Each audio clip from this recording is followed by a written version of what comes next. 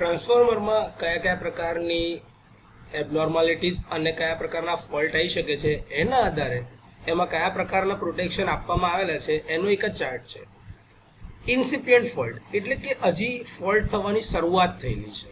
તે કેસમાં જો ઓઇલનું લેવલ ઓછું થાય તો ઓઇલનું લેવલ ઓછું થાય તો તેના માટે બુકલ્સ અલાર્મ વાગશે, બુકલ્સ રિલેમાંથી અલાર્મ વાગશે અને આ બુકલ્સ રિલે 500 kVA અથવા તો એનાથી વધારાના જે ટ્રાન્સફોર્મર છે એમાં જ મૂકવામાં આવે છે. 500 kVA કરતાં ઓછા વેલ્યુના ટ્રાન્સફોર્મર એટલે કે ઓછા kVA રેટિંગ માટે બુકલ્સ રિલે મૂકવામાં આવતા નથી. હવે કોઈક ઇન્ટરનલ ફોલ્ટ થયો છે કે સિરિયસલી એવો ફોલ્ટ થયો ફેસ ટુ ફેસ અથવા તો face to ground fault relay કે જેની અંદરમાં ઓઇલ લેવલ ઓર ઓછું થઈ રહ્યું છે. તેમાં ફેસ ટુ ફેસ ફોલ્ટ ધારો કે R2Y, Y2B અથવા તો R2B પ્રકારનો ફોલ્ટ થયો છે. તે કેસમાં બુકલ્સ રિલે ટ્રિપ સિગ્નલ આપશે સર્કિટ બ્રેકરને, નહીં તો તમે ઓલરેડી અંદર ટ્રાન્સફોર્મરમાં ડિફરન્શિયલ પ્રોટેક્શન મૂકેલા છે એ જો ઓપરેટ ના થાય તો high speed high set over current relay અંદર મૂકેલા છે. આની અંદરમાં બુકલ્સ રિલે જે છે એ થોડું ધીરું ઓપરેશન છે અને ડિફરન્શિયલ પ્રોટેક્શન છે સૌથી ફાસ્ટ પ્રોટેક્શન છે. તો ફાસ્ટ એક્ટિંગ અથવા તો પ્રાઇમરી પ્રોટેક્શન તરીકે બુકલ્સ રિલે ઓપરેટ થશે એના પહેલાં ડિફરન્શિયલ પ્રોટેક્શન તમારું ઓપરેટ થશે અને ફોલ્ટને ક્લિયર કરશે.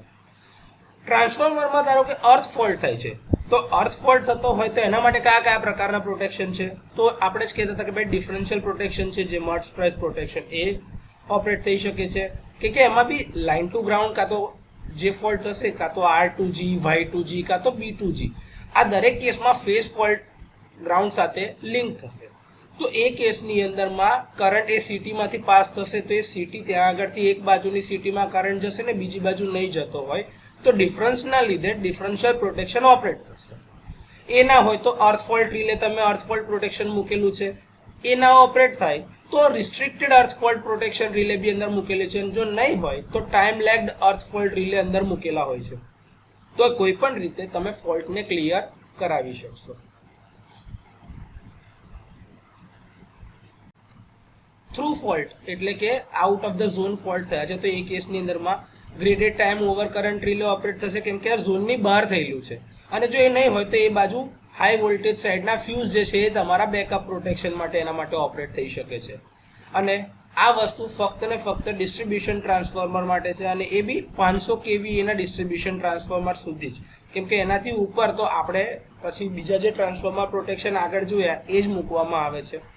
ઓવરલોડ થયો, ઓવરલોડ એક પ્રકારની એબનોર્માલિટી છે, બહુ ટેમ્પરરી થોડાક ઓછા સમય માટે જ રહેશે તો એ કેસમાં થર્મલ ઓવરલોડ રિલે મૂકેલા છે અથવા તો ટેમ્પરેચર ઇન્ડિકેટર બી આપણે મૂકેલા છે.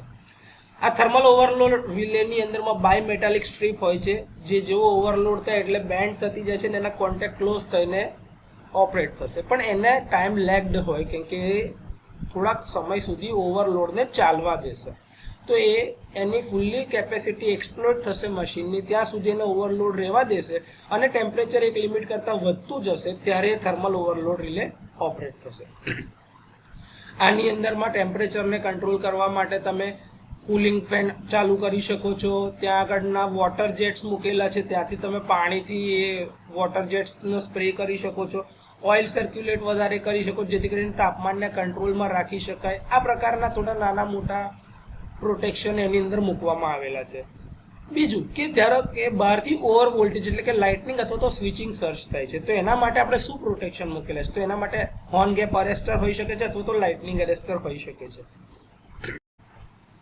અલગ અલગ પ્રકારના ટ્રાન્સફોર્મરને કયા અલગ અલગ પ્રકારના પ્રોટેક્શન આપવામાં આવે છે એની વાત છે. સૌથી પહેલાં આપણી પાસે છે કે ભાઈ નાના ટ્રાન્સફોર્મર જે ડિસ્ટ્રીબ્યુશન ટ્રાન્સફોર્મર છે જે 500 kVA કરતાં ઓછા છે તો એના માટે અર્થ ફોલ્ટ પ્રોટેક્શન અથવા તો હાઈ વોલ્ટેજ સાઇડ ઉપરના ફ્યુઝ પ્રોટેક્શન તરીકે આપવામાં છે ફેસ ટુ ફેસ ફોલ્ટ માટે. એ જગ્યા પર ઓવર કરંટ અથવા તો અર્થ ફોલ્ટ રિલે મૂકવામાં આવે છે જે ટ્રાન્સફોર્મર બહુ ઇમ્પોર્ટન્ટ છે કે જેને સાચવવા છે 500 kVA ના રેટિંગ્સની અંદરમાં.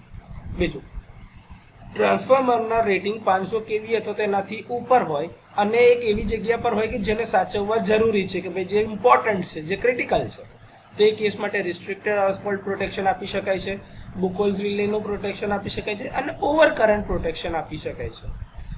જે મેઇન હવે છે આપણે power transformer with ratings 5 MV and about આ ડિફરન્શિયલ પ્રોટેક્શન એ સૌથી મેઇન હોય, કેમ કે પાવર ટ્રાન્સફોર્મર છે એ દરેક જગ્યાએ સબસ્ટેશનમાં ચાલુ કન્ડિશનમાં જોઈશે અને એના આધારે જ વોલ્ટેજ લેવલ એક જગ્યાએથી બીજી જગ્યાએ સ્વિચ થશે. અને પાવર ટ્રાન્સફોર્મર 24 અવર્સ સર્વિસમાં હોય તો એના ઓપરેશન્સને બહુ ધ્યાનથી રાખવા માટે અને એના પ્રોટેક્શનને થોડાક વધારે હેલ્ધી રાખવા માટે આપણે એની અંદર એક કરતાં વધારે ટાઈપના પ્રોટેક્શન મુકાય છે. તો એમાં સૌથી પહેલું છે differential protection, restricted earth fault protection, over current protection, Buchholz relay, over temperature protection ને અંતે બધા ટાઈપના પ્રોટેક્શન જેટલા બી આપણે ભણ્યા બધા પ્રોટેક્શન આની અંદર મૂકવામાં આવે છે.